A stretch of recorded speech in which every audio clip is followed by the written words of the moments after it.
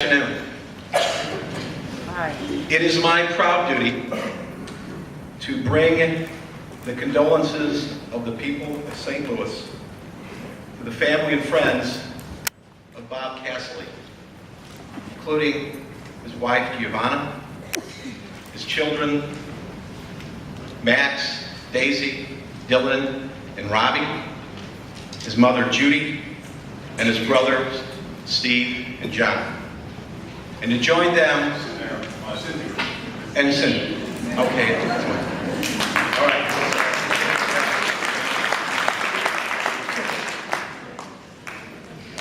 And to join all of you in celebrating his life and his work. You know, Bob was the best sort of St. Louisan.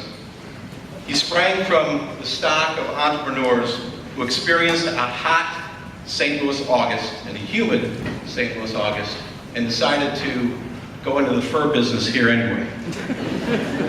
He's the direct descendant of artisans who looked at the challenges of constructing a bridge on the most dangerous point of the Mississippi River and then chose the most difficult and most elegant way to build the Eads Bridge. He is the spiritual descendant of the promoters who seized the opportunity of a plane built in San Diego, flown by a pilot from Detroit, from Long Island to Paris, and had the audacity to call it the Spirit of St. Louis. And Bob can certainly claim kinship to the brash St. Louisans who bucked doubters, civic penny pinchers, naysayers, the closed-minded, and critics to choose the very unlikely 630-foot stainless steel catenary arch instead of a statue as a monument to honor our past. City Museum, Bob's best-known art installation and one of the world's great public spaces, was just as unlikely.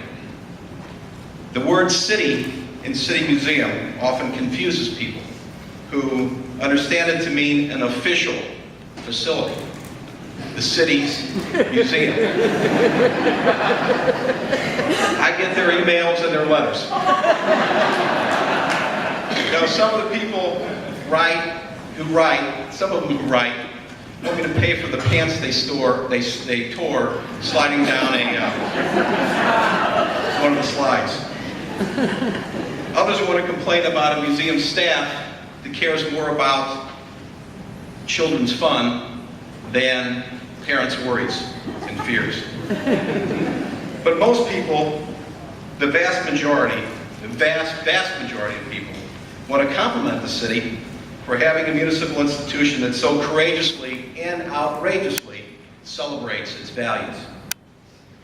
It's always somewhat disappointing to have to explain that city in the name refers to the fact that City Museum is a private installation made of and inspired by actual parts of a city. It's a metal and glass Frankenstein's monster made up of the innards of former factories, the faces of long shuttered department stores, and the ribs of old highways. And it fascinates people. A big part of making our city successful is enticing people to experience it. I told the Wall Street Journal just earlier this week that Bob Cassilly made coming to St. Louis an experience they would never forget. Bob, never mind his habit of shyness, had a knack for getting noticed. A crew of immensely talented artists and artisans noticed him. Art critics noticed him. And I can tell you, building inspectors noticed him.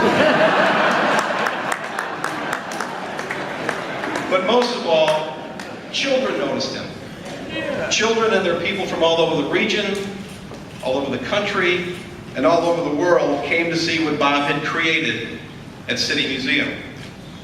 And once they got there, they found a lot more to like around them. Having seen what Bob made from what the city had discarded, people were more curious to see what we had kept. That made Bob Cassilly the best ambassador of St. Louis to the universe.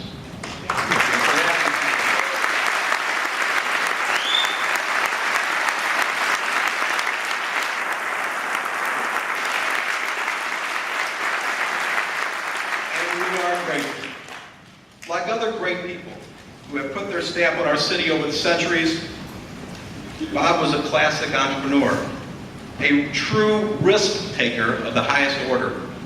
First, he bought 1 million square feet of buildings in a place nobody wanted to be. And he purchased it with his own savings and one of the worst bank loans ever. Then he proceeded to put his unique stamp on both the buildings and the area. With his years of work on the City Museum, Bob gave people a reason to experience St. Louis again and again and again. Sometimes he tore things out, often, but not always, with a permit. Sometimes he added on what was already there, but every day something new emerged in his constant campaign to give people new experiences and new ways to think. Every day he set out to improve on what he had already done once or even 10 times. Sometimes it worked, and sometimes it didn't. City Museum could have easily failed 1,000 times in less creative and more timid hands. But under Bob's quirky leadership and his refusal to give up, many dedicated artists, collectively known as the Crew, came together to create something that worked in a wonderful and inimitable way. City Museum is, and I am told by his survivors, will continue to be in the future, the most important public space in the city.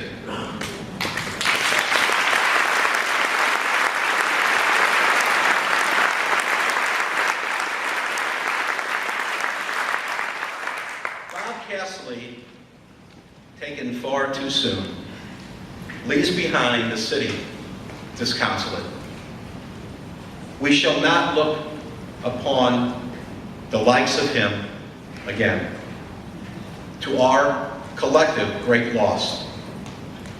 But Bob Cassilly will not be forgotten as long as somewhere just off of the Washington Avenue streetscape that he helped make possible, there is a worried parent